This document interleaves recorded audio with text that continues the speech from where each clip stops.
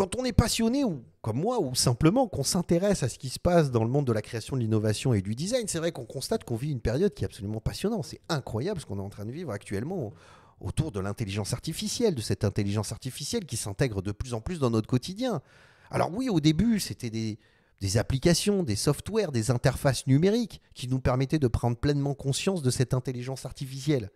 C'est limité à ça. Alors d'abord dans le domaine professionnel, mais qui ne s'est pas retrouvé à table autour d'un bon dîner avec ses amis ou sa famille, en train de discuter d'un thème et d'un sujet, puis de dire tout d'un coup, attends, on va demander à l'intelligence artificielle de prendre son téléphone, d'activer son téléphone, enfin de le débloquer, d'aller chercher l'application d'IA qu'on a installée, et puis de poser la question, et d'avoir la réponse, et on se rend compte à quel point cette réponse, en fait, participe à cette discussion. C'est comme si tout d'un coup, tu avais une nouvelle entité, un nouvel individu, une nouvelle personne qui faisait partie de la famille, qui s'intégrait dans ta famille ou qui était un pote de plus et qui venait lui aussi participer à cette discussion. C'est incroyable, c'est fascinant quand même. Alors on se dit, oui, effectivement, jusqu'à présent ce sont des applications, mais activer son téléphone, le débloquer, aller chercher, c'est pas intuitif. Quand tu vois la puissance de l'intelligence artificielle, tu as envie de lui parler directement au fait, tu vois. Donc effectivement, ces objets, le téléphone portable, l'ordinateur, n'ont pas été faits pour intégrer cette intelligence artificielle. Ils ont été faits pour appeler ses amis, envoyer des messages, prendre des photos si tu veux, écouter de la musique. Mais je veux dire, ça n'a pas été fait pour intégrer la puissance de cette intelligence artificielle. Donc ça doit muter. Ils ne peuvent plus rester les mêmes. Ces objets ne peuvent plus être les mêmes. D'accord ? On le sait. Alors, à commencer, et on a vu apparaître ces produits. Au début, c'était des intentions, des concepts. Aujourd'hui, ils ont été commercialisés. On a eu l'iPin. On s'est rendu compte que c'était un bide absolu pour plusieurs raisons. J'ai fait un épisode de mes bricolos là-dessus. Allez le voir. Et là, cette semaine, la semaine dernière, est sorti le Rabbit R1, qui est aussi un objet qui a pour intention de faciliter le dialogue, de rendre cet échange intuitif avec l'intelligence artificielle. Est-ce qu'il a réussi ? Mais c'est ce qu'on va découvrir dans cet épisode de mes bricolos. Bon, vous le voyez à mon visage, je ne suis pas super convaincu, mais c'est ça qui est intéressant. Puis on peut se poser une question plus large aussi dans cet épisode de mes bricolos. Est-ce que tous ces objets, pourquoi ils les ont sortis si tôt si ce sont des versions qui ne sont même pas des versions bêta, quand on sait le pognon que ça coûte de sortir un objet, un produit ? Pourquoi ils se sont précipités à le sortir aussi rapidement ? Pourquoi ils se sont précipités à le sortir alors qu'il n'est pas du tout abouti ? Je veux dire, tu perds la confiance de tes clients, tout l'investissement, tu perds l'investissement parce que tu n'auras jamais de retour sur investissement. Pourquoi ils s'obstinent à sortir ces objets-là aussi rapidement dans une version qui n'est pas définitive ? Ben on va regarder le Rabbit R1 et on va se poser cette question-là dans cet épisode de mes bricolos. Allez, on se retrouve tout de suite en couleur pour en discuter. À tout de suite les copains. Salam alaikum, bienvenue à tous dans ce nouvel épisode de mes bricolos, épisode numéro 36 de la saison 4. Comment vont mes bricologistes préférés ? Comment ça va les copains ? J'espère que vous avez passé une merveilleuse semaine. Moi ça me fait toujours très plaisir de vous retrouver. C'est notre petit rituel hebdomadaire. Chaque mercredi à 17h hors GMT, je publie un nouvel épisode de mes bricolos. Et dans ces épisodes de mes bricolos, on prend le temps de discuter, papoter, échanger sur les dernières actualités de la création, de l'innovation et du design. Et justement, c'est ça qui est intéressant. C'est que je le fais de mes studios de design à Marrakech, de mon studio de design à Marrakech. On se retrouve chaque semaine, je regroupe des articles, je regroupe des publications, je regarde des vidéos, puis après je les partage avec vous. Donc c'est quelque chose d'assez spontané, hein. C'est pour discuter, pour constater de cette évolution de l'intelligence artificielle chaque semaine, chaque mois, mais même chaque semaine, voire même chaque jour, on a une nouvelle actualité, une nouvelle application incroyable. Je ne peux pas vous parler de tout parce que sinon je ferai un épisode chaque jour de mes bricolos sur l'intelligence artificielle. Ce n'est pas le but. Et j'aimerais bien parler d'autres choses, mais là c'est tellement incroyable ce qui est en train de se passer. C'est tellement fascinant que j'allais dire le taux d'implication de l'intelligence artificielle dans les objets du quotidien est tellement énorme que quand on fait du design, on peut pas passer à côté en se disant non, bah, je mets ça de côté. Non, c'est pas possible, c'est incroyable. Alors, bien sûr, tu vas me dire, ouais, je suis tombé sur un article il n'y a pas longtemps où il disait, voilà, un nouvel aspirateur qui intègre l'intelligence artificielle. Donc maintenant, il va savoir quand est-ce que tu te lèves, que tu manges pour pas venir aspirer, pour pas te déranger. Donc, ouais, ok, ça c'est très bien. Ou une tondeuse à gazon, ok. Mais il faut qu'il y ait un objet qui permette de dialoguer avec cette intelligence artificielle et pas simplement de passer l'aspiro, tu vois ce que je veux dire? Parce que c'est trop limitatif. Et donc on arrive, je vous en ai parlé de la iPin, ce petit objet que tu mettais sur le vêtement, un contact avec le doigt, tant tu discutes avec lui, marche pas, ça chauffe, une autonomie déplorable, ça met vachement de temps à répondre, les réponses sont complètement à côté de la plaque, enfin, ça fonctionne pas du tout.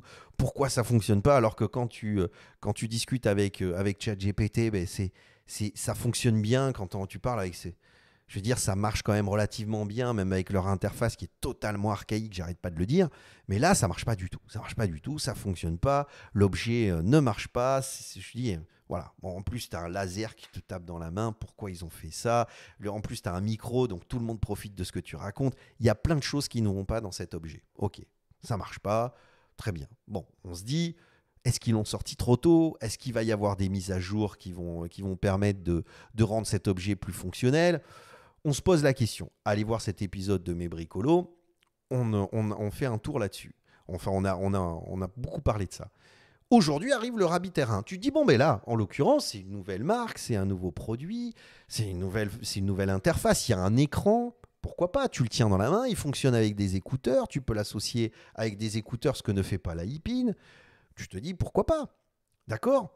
L'iPin coûte 700 $, donc tu vas pas te saigner pour acheter un truc comme ça, parce que ça coûte vraiment cher. Celui-là, il en coûte 200, donc ça devient plus abordable. Ça reste cher, mais ça devient plus abordable. Mais si à 200 $, tu as un petit objet qui accompagne ton quotidien et qui vient te permettre d'avoir une interaction directe avec l'intelligence artificielle, je veux dire, à ce moment-là, tu touches même plus ton téléphone quasiment. Alors lui aussi est autonome.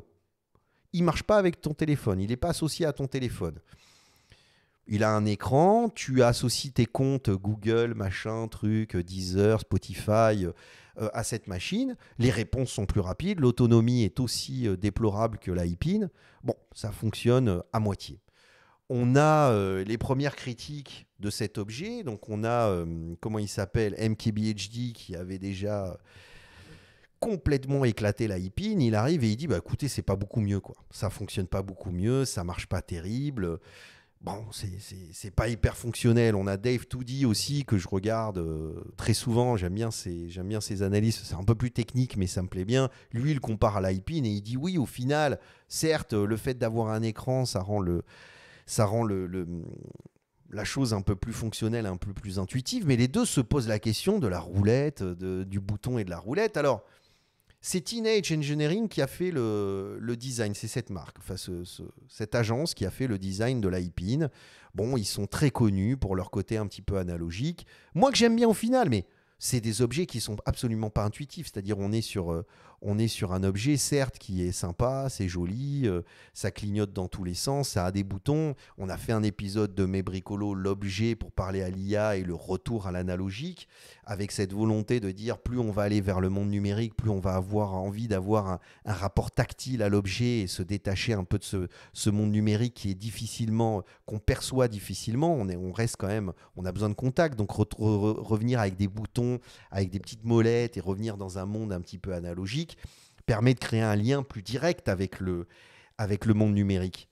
Oui, mais Teenage Engineering, je suis désolé les gars, on est à la limite de l'anecdote parce que si c'est pour créer des objets qui sont moins fonctionnels, c'est pas terrible. Et quand tu regardes le Rabbit R1, la molette, je veux dire que tu as les premiers testeurs, là, les premiers, en tout cas ceux qui se sont procurés l'objet, qui testent et qui disent la molette, c'est terrible, ça met du temps, on n'arrive pas... Non, dans ces cas-là, non. Moi, je comprends l'intention de dire on va créer un objet dans lequel on va développer des boutons pour retrouver cet aspect tactile, pour rendre l'intelligence artificielle plus... qu'on crée un lien physique avec cette intelligence artificielle. Je suis d'accord. L'intention est très bonne, mais tu me fais un objet carré aux angles angulaires avec une petite molette mal placée où tu es obligé de faire une double action quand tu veux monter le volume de ton Rabbit ou que tu veux changer la puissance de la luminosité de ton écran. Mais non, c'est pas possible. Allez le voir. Il y a tellement d'erreurs d'ergonomie et de fonctionnalité que ça en devient énigmatique. Je veux dire, je vais même peut-être dire qu'un étudiant en design en première année de design, ne ferait même pas les erreurs que tu as sur cet objet-là. C'est ça, moi, qui me rend fou. C'est-à-dire, même si je suis d'accord sur l'intention, même si je peux trouver le style de Teenage Engineering intéressant, moi, j'aime bien. Mais là, c'est pas possible, les gars. Alors, l'objet, bon, ben, ça fonctionne pas des masses, ça marche pas super bien, la batterie est consommée en quelques minutes, les réponses sont approximatives, ça met du temps à répondre. Bon, ça marche mieux, mais on est encore dans quelque chose d'intermédiaire, on est encore dans quelque chose qui n'est pas, voilà, qui est pas bonne, quoi, c'est pas intéressant, c'est, c'est pas suffisant. Alors tu te dis, mais quand tu fais du design, quand tu sais combien ça coûte de développer un produit. Moi, je vois, même quand je fais des meubles, je veux dire, j'ai dessiné une montre, le nombre d'allers-retours, ça a duré 1 an pour faire des allers-retours, pour valider les maquettes, les protos, les matériaux, voir les petits problèmes, les réajustements. Quand tu fais un meuble, même un meuble, ça te prend un temps pas possible pour travailler l'ergonomie, les différentes, l'économie de matière, pour voir, ça prend un temps pas possible. Alors quand tu vois sur un objet de cette complexité, l'investissement que ça demande, tu te poses la question. Tu te dis, mais qu'est-ce qu'ils ont cherché à faire? Est-ce que c'est...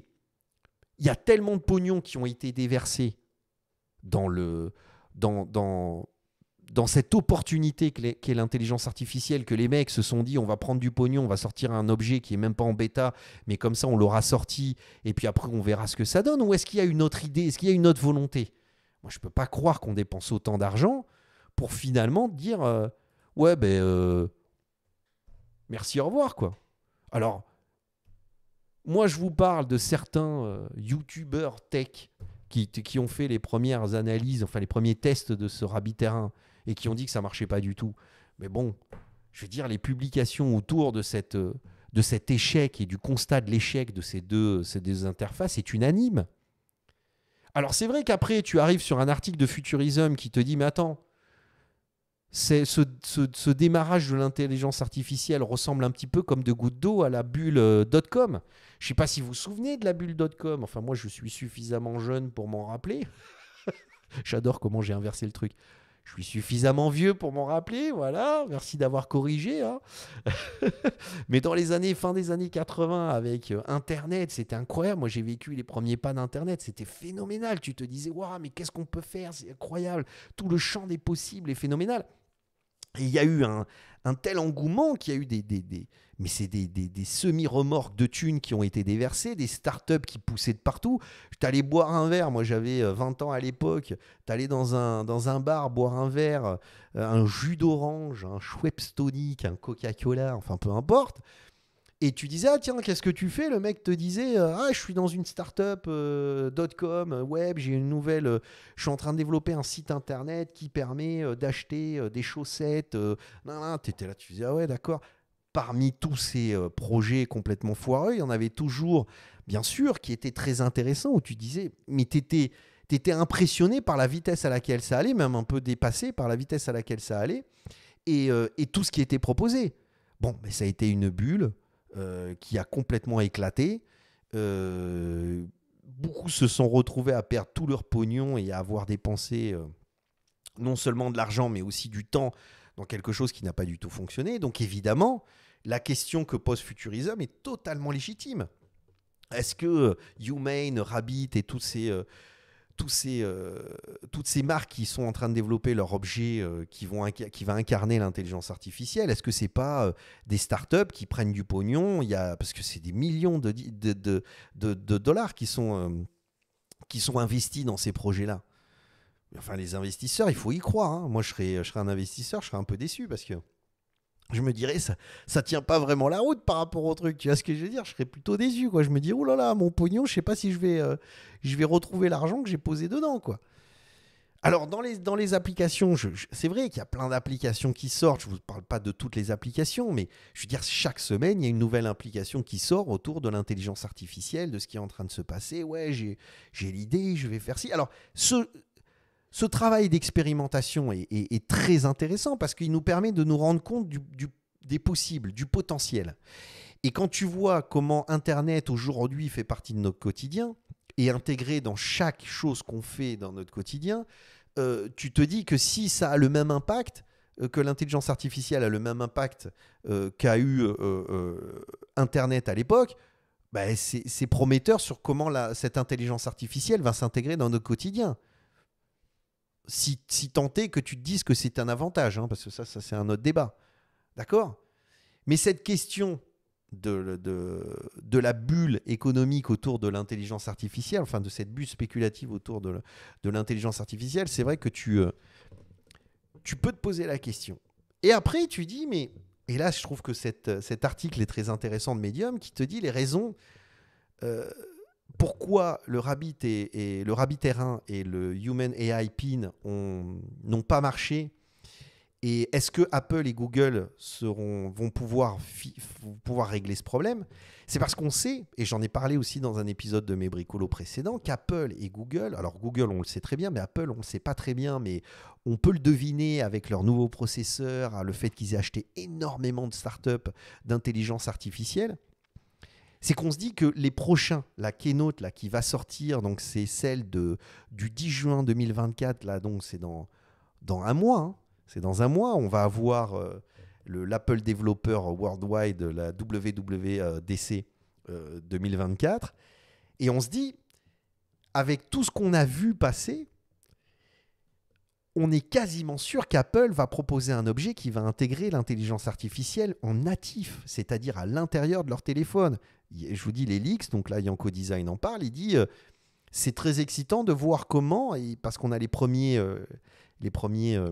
rumeurs qui disent que les processeurs et tout sont faits pour intégrer une intelligence artificielle puissante à l'intérieur directement. Donc, tu n'auras pas de temps de latence. C'est-à-dire, tu ne poses pas ta question et tu attends que ça soit envoyé sur Internet, que la réponse soit générée, puis soit renvoyée à ton téléphone. Non, là, tu parles, boum, boum. Alors, comment ils vont régler le problème de la batterie ? C'est une autre histoire. Mais en tout cas, ce qui est sûr, c'est que Google, on sait qu'ils vont sortir des objets, qu'ils ont commencé à le faire. Apple va le faire. Alors pourquoi je parle de Google et Apple, je ne parle pas de Samsung et tout, mais parce que Google et Apple, ce sont les interfaces, c'est-à-dire Apple, c'est iOS, d'accord ? Donc c'est-à-dire les téléphones tournent sur iOS, c'est l'écosystème d'Apple, et Google, c'est Android, d'accord ? Donc forcément, quand tu es l'acteur majeur des logiciels qui tournent sur les différents téléphones, bah, tu imposes ton écosystème. Google impose l'écosystème Android et Apple impose l'écosystème iOS. D'accord ? Donc quand tu imposes l'écosystème, bah, tout d'un coup, si toi tu développes une application, c'est Apple qui décide si ton application va tourner et comment elle va tourner. Donc elle va le limiter. Donc forcément, tu développes une application d'intelligence artificielle, elle tournera de toute façon moins bien que l'intelligence artificielle qui est développée par Apple et qui tournera en natif. De toute façon, elle tournera moins bien. Et c'est là où, en fait, moi, je me pose la question, et j'en fais appel à vos commentaires, hein, laissez les commentaires en bas, parce que je suis très curieux de savoir ce que vous en pensez, mais c'est là où moi, je me dis, pourquoi ces marques se sont précipitées ? Certes, il y a une bulle financière énorme autour de l'intelligence artificielle.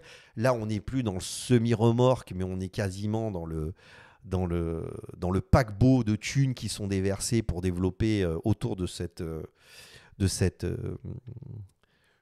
manne de l'intelligence artificielle. Là, c'est énorme ce qui est déversé. Mais si les mecs se dépêchent à sortir des produits pour essayer d'être perçus par les clients comme un acteur majeur de l'intelligence artificielle, de l'intégration de l'intelligence artificielle, c'est de se différencier et de sortir de l'écosystème de ces deux grandes puissances tech, qui est Apple et Google. D'accord ? C'est leur seul salut, c'est leur seule raison d'exister. C'est que si demain, tu fais une application, tu gagnes beaucoup moins d'argent que si tu fais un objet associé à ton application dans lequel tu peux maîtriser l'écosystème de cette application par l'objet. Tu peux lui faire un objet qui va justement non seulement incarner cette intelligence artificielle que tu as développée et la façon dont tu communiques avec cette intelligence artificielle, mais surtout, c'est que cet objet va te permettre de proposer ton écosystème. Alors que si tu l'intègres à Apple, Apple va te limiter, Apple va te réduire à une application. et ne va pas te permettre de te développer à la hauteur de tes ambitions. C'est évident, c'est évident. Donc je pense que cette course contre la montre, le fait d'avoir sorti les produits avant que Apple n'annonce l'intégration de son système, etc., c'est histoire de c'est une stratégie de communication, histoire de dire, regardez, on l'a fait, oui, ça marche pas des masses, oui, ça fonctionne pas très bien, mais on est pionnier, c'est être pionnier. Pour être identifié comme étant pionnier, et donc d'avoir des mecs comme MKBHD, Dave D2, à mon niveau, avec mes abonnés, les gars, je vous adore, mais on n'est pas nombreux, moi j'aimerais bien qu'on soit beaucoup plus. T'imagines, le MKBHD marocain, franco-marocain, imagine le délire. Ce serait rigolo, hein, on peut y arriver, si on s'y met tous. Donc, abonnez-vous les gars. Ah merde, ça marche pas sur celui-là. Bon, je le ferai sur l'autre. Mais en tout cas, ça marche pas sur cette interface, je vais vous la faire juste après. Mais en tout cas, c'est ça le truc. C'est-à-dire être pionnier dans ce domaine-là, dans l'incarnation d'un objet qui va... Enfin, dans l'incarnation de l'intelligence artificielle par un objet qui va justement être identifié. Le fait qu'ils aient fait la couleur orange, moi je me suis posé la question, je me suis dit pourquoi ils font un orange aussi fort ? Mais parce que comme ça, tu as l'image. On ne cherche même pas à être dans l'ergonomie, la fonctionnalité. On cherche dans un produit marketing qui va te péter à la tête pour dire, quand tu dis, ah oui, mais Apple, t'as vu ce qu'ils ont sorti ? Oui, mais les premiers, c'était Rabbit R1, c'était iPin. D'ailleurs, ceux qui l'ont très bien compris, j'ai l'impression que c'est Rabbit R1, quoi. C'est Rabbit, quoi. C'est cette marque-là, là, ce que tu as sous les yeux. Tu vois ce que je veux dire ? Orange, carré, très fort esthétiquement, très clivant. Donc, pour le coup, t'en parles. C'est du marketing. On ne cherche pas à faire un objet hyper fonctionnel, on cherche à être le premier. Comme ça, quand on sortira un objet qui fonctionnera mieux, on aura déjà une référence, on aura déjà une histoire avec cette marque et on pourra se dire, bah tiens, je vais essayer la version 2 avant qu'Apple arrive et mette tout le monde d'accord. Et si ils ne font pas ce travail-là, est-ce qu'ils ne vont pas se retrouver enfermés dans l'écosystème Apple ? C'est la question qu'on peut se poser et c'est la question que je pose dans cet épisode de Mes Bricolos. Abonnez-vous. Voilà l'effet que je voulais vous faire, les copains. Voilà ce que j'avais envie de vous faire comme effet. Donc voilà, ça me fait très plaisir d'avoir partagé cet épisode avec vous. C'est une réflexion que je trouve passionnante. Encore une fois, on n'achète pas un produit par rapport à ce qu'il est possible de faire, on achète un produit par rapport à ce qu'il fait aujourd'hui. Et ce qu'il fait, le Rabbit R1 ou l'iPin, ne fonctionne pas du tout. Maintenant, si c'est basé sur une stratégie marketing, de communication aussi, qui a pour objectif de se positionner comme étant pionnier, tout d'un coup, ça peut prendre du sens. Mais c'est très risqué. C'est très risqué parce que les consommateurs sont tellement en attente d'un produit qui pourrait faciliter cette interaction avec l'intelligence artificielle qu'ils peuvent vous tourner le dos par déception. On va voir ce que va proposer Apple. Maintenant, c'est ça il ne reste plus que ça. Il ne reste plus que ça. Ça va déterminer la durée de vie de cet objet-là. Ça va déterminer. Et c'est leur capacité à sortir une version 2 ou à sortir des mises à jour qui va permettre de rendre cet objet beaucoup plus fonctionnel. Maintenant, ce n'est que ça. C'est une course contre la montre sur... maintenant que tu as été pionnier, c'est une course contre la montre pour être toujours un petit peu en avance sur les fonctionnalités, les possibilités de l'objet et le développement de l'objet. Voilà. Je ne sais pas ce que vous en pensez. On se retrouve dans les commentaires. Dites-moi. J'aimerais bien savoir parce que c'est vraiment quand je fais ces épisodes chaque semaine, c'est parce que c'est spontané. Moi, là, je réfléchis avec vous. Franchement, je peux me tromper. Je dis des choses. J'explore des thèmes. Je pense que c'est intéressant. C'est ça qui est intéressant dans YouTube. J'en ai marre de voir des vidéos. Ouais, vous allez gagner 17 000 € par mois. Je vais vous expliquer comment. Mais non, mais tais-toi à tout jamais, quoi.